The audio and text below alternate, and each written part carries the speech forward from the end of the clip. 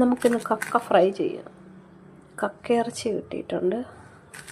അതെല്ലാം ഇതാക്കി കഴിഞ്ഞപ്പോൾ ഇതിനകത്തെ എല്ലാ സാധനങ്ങളൊക്കെ എടുത്ത് വേസ്റ്റൊക്കെ എടുത്ത് കളഞ്ഞ് ക്ലീൻ ചെയ്തെടുക്കട്ടെ കേട്ടോ.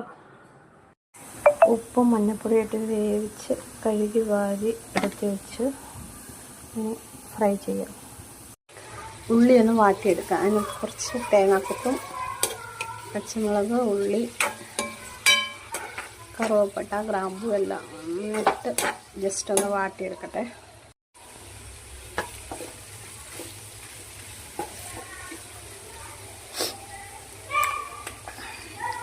കക്കയിറച്ചി ഇട്ട് കൊടുക്കാം.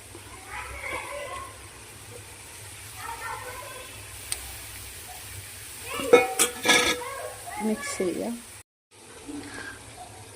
കക്ക ഫ്രൈ.